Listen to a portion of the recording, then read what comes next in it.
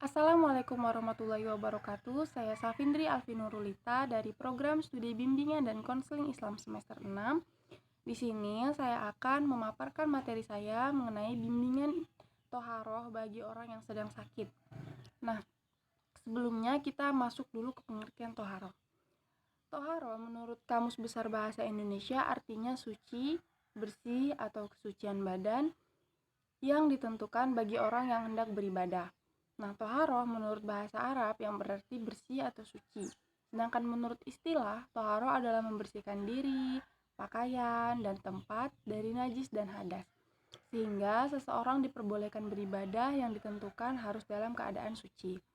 Nah, hukum toharoh ini adalah wajib, khususnya bagi orang yang akan melaksanakan sholat.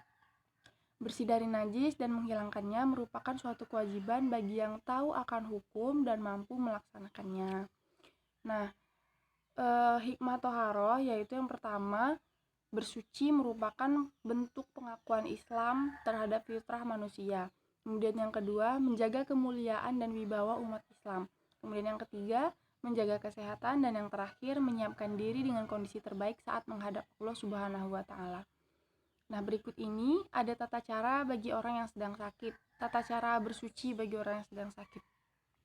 Yang pertama, orang yang sakit wajib bersuci dengan air. Ia harus berwudu jika berhadas kecil dan mandi jika berhadas besar.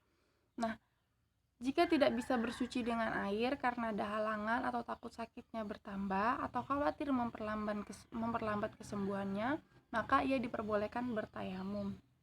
Nah, tata cara tayamum hendaknya memukulkan kedua tangan, telapak tangan ke tanah yang suci sekali pukulan, kemudian ditiup, kemudian mengusapkannya ke muka, kemudian ke telapak tangan sampai ke siku, ke tangan kemudian sampai ke siku. Nah, kemudian bila tidak mampu bersuci sendiri, maka ia bisa diwudukan atau ditayamumkan oleh orang lain. Caranya, hendaknya seseorang memukulkan kedua tangan ke tanah, orang lain memukulkan tangannya ke tanah, terus mengusapkan ke kedua telapak tangan orang yang sakit. Habis itu dia tayamum sendiri menggunakan tanah itu. Kemudian, jika ada sebagian anggota badan yang harus disucikan terluka, maka ia tetap dibasuh dengan air. Jika hal itu membahayakan, maka diusap sekali. Caranya, tangannya dibasahi dengan air, lalu diusapkan di atasnya yang anggota yang hendak diwudu dan terkena luka itu diusapkan. Jika mengusap luka juga membahayakan, ia bisa bertayamum. Kemudian, dibolehkan bertayamum pada dinding atau segala sesuatu yang suci dan mengandung debu. Jika dindingnya berlapis sesuatu yang bukan dari bahan tanah seperti misalnya cat, maka ia tidak dibolehkan bertayamum padanya kecuali cat itu mengandung debu.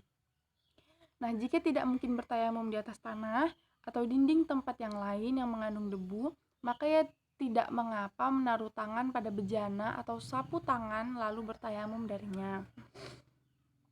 Jika ia bertayamum untuk sholat, lalu ia tetap suci sampai waktu sholat berikutnya, maka ia bisa sholat dengan tayamum yang tadi. Nggak perlu mengulang tayamum lagi karena ia masih suci dan tidak ada yang membatalkan kesuciannya. Kemudian yang selanjutnya, orang yang sakit harus membersihkan tubuhnya dari najis. Jika tidak mungkin, maka ia sholat apa adanya dan sholatnya sah, tidak perlu mengulang lagi.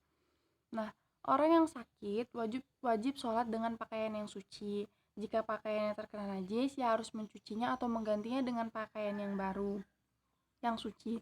Nah, jika hal itu tidak memungkinkan, maka ia sholat seadanya dan sholatnya tetap sah dan gak perlu ngulang lagi. Nah, kemudian orang yang sakit harus sholat di atas tempat yang suci. Jika tempatnya terkena najis, maka harus dibersihkan atau diganti dengan tempat yang suci, atau menghamparkan sesuatu yang suci di atas tempat najis tersebut. Namun, bila tidak memungkinkan, maka ia sholat apa adanya dan sholatnya sah. Nah, kemudian orang yang sakit tidak boleh mengakhirkan sholat dari waktunya karena ketidakmampuannya untuk bersuci. Alasannya tuh nggak bisa suci. Nah, hendaknya dia bersuci semampunya, kemudian melakukan sholat tepat pada waktunya, meskipun pada tubuhnya, pakaiannya, atau tempatnya ada najis yang tidak mampu membersihkannya. Itulah pemaparan materi dari saya.